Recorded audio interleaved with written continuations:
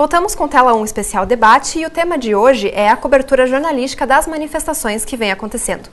Estamos aqui no estúdio com o jornalista Júlio César Lima e com o coordenador do Movimento Dia do Basta, o Luan. A cobertura das manifestações causou muita polêmica. Para uns, criminalizou os protestos, mas para outros, mostrou apenas um lado.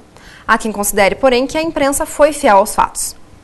Me pareceu, no primeiro momento, quando teve as manifestações em São Paulo e houve um princípio de confusão, inclusive, tumulto, etc., foi que a imprensa cobriu tanto a manifestação quanto cobriu o tumulto. E acho que estava no seu papel de cobrir as duas coisas eram notícia. Mas o pessoal confunde e acha que quando você está cobrindo o tumulto e dizendo que houve confusão e que houve quebra-quebra, você está sendo contra ou a favor. Não é isso. O papel da imprensa é mostrar fato. Como a maioria estava lá tranquilo, sem violência, sem nada, acabou dispersando e os menores que ficaram lá, né, a menor quantidade que ficou lá, que queria invadir, acabou sendo o alvo, né, da imprensa. E isso eu acho que desencorajou muita gente de sair na rua de novo. E começa a haver esse discurso cada vez mais irado contra os meios de comunicação e acaba no que acaba com um carro de imprensa sendo queimado na rua, jornalista apanhando e jornalista levando bala de borracha no olho, porque ninguém se importa, porque é só a imprensa, é só a mídia pig, então deixe que apanhe, né?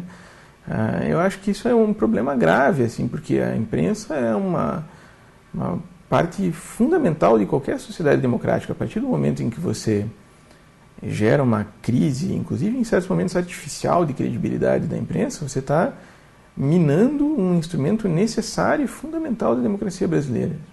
Eles exageram e fica uma coisa muito feia para todo mundo que foi. Eu vi criança, eu vi gente de cadeira de roda no meio. E eu só não levei o meu filho porque estava chovendo e estava de noite. Senão ele estava junto com a gente. Agora eu gostaria de começar com você.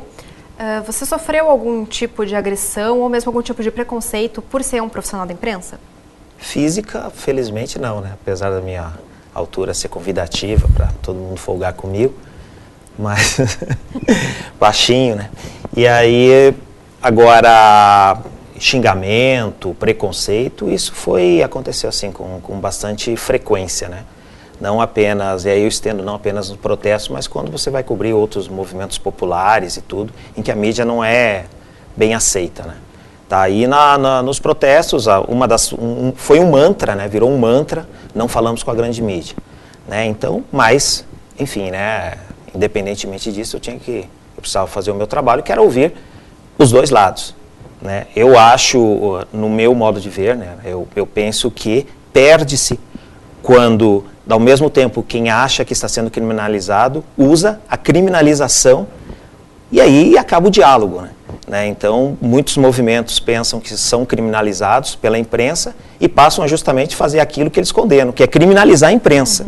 Quando você tem, pela imprensa, um canal para colocar as ideias, e eu não recordo, claro, salvo algumas exceções, não tenho procuração, né, da categoria para falar em nome dela, mas é uma oportunidade de expressar o outro lado, de expressar a opinião, e eu acho que houve uma tensão assim, nesse relacionamento, né, de ambos os lados. E aí muitos colegas jornalistas pensam, então se eles não querem falar, então azar deles, e eu vou ouvir a polícia, e vou ouvir quem está querendo chamá-los de vândalos, né? Quando na realidade, né, no meu caso até por formação, né, eu vou insistir até que algum não emita o mantra, não fala com a grande mídia e aceite a conversar, porque quem vai ganhar a ponta é o leitor no dia seguinte. Lua, por que acontece essa revolta com a grande mídia? A gente sabe até que você mesmo já se negou a dar entrevista. É alguma política de alguns movimentos ou por que isso existe? Na realidade, nós temos que colocar bem antes o embasamento dessa questão de que a mídia, sim, ela é necessária. A grande mídia tem um poder de acessibilidade popular muito maior do que a internet. Então, hoje nós temos 43% de brasileiros que têm acesso à internet. E temos um índice muito maior de pessoas que têm acesso à televisão e jornais de uma forma geral.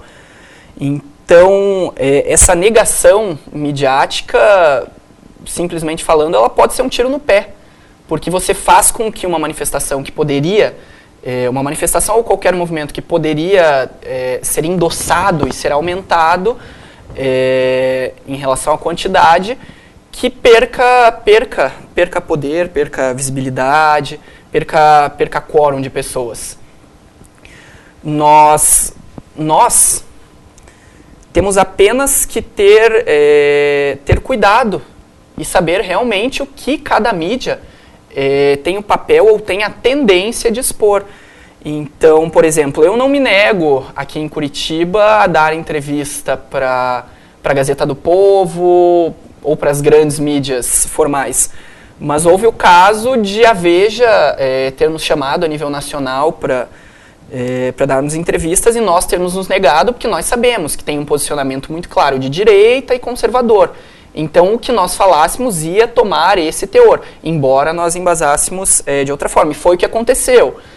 Na semana seguinte, alguém que nem tinha ligação direta com as manifestações deu entrevista para eles com posicionamentos que não representavam as manifestações de uma forma geral, mas são veículos específicos, e nunca generalizar essa contextuação de mídia. Mas você acha que a cobertura, de um modo geral, foi fiel ou houve, como a gente viu na entrevista, pendeu para algum dos lados? São muitas coberturas. Eu diria que se igualou nesse sentido. Muitas mídias penderam para muitos lados, criaram o estigma da questão do vandalismo, focaram mais o que, de certa forma, vendia mais seus editoriais, porque a mídia ela também é um produto, né? Ela é um produto democrático, é um produto de informação, mas ela produz isso. E, em parte, muitas foram fiéis, sim. Não posso negar ou seguir esse senso comum e esse chavão de que todas são irrepresentativas. Júlio, você mesmo falou que tinha essa política de ouvir os dois lados, né? Então você tentou se manter fiel na medida do possível? Sim, agora é sabido que, assim como nos movimentos tem as pessoas também que não agem com tanta boa vontade, é óbvio, né? Não vamos ser ingênuos e pensar que pelo lado da mídia tem pessoas que já saem de casa com os conceitos dela, né? Então ela já sai de casa pré-concebida a pender para um lado, né? Então você vê outros movimentos sociais, o Sem Terras, por exemplo, né? O Sem Terra, tinham pessoas que antes de falar com qualquer sem terra já achavam que era baderneiro, né? Aí, assim, se eu tivesse poder eu tirava a pessoa, né? Pedia para fazer outra coisa. E da mesma maneira, né? Vamos falar com eles de novo e tudo. Então, ou seja, é a questão profissional de cada um. Só que, infelizmente, né? Tá no bojo, né? Pouquíssimas pessoas separam o joio do trigo. E aí você acaba tendo que responder por muitas coisas que você não foi responsável. Voltamos já com essa edição especial do Tela 1 Debate.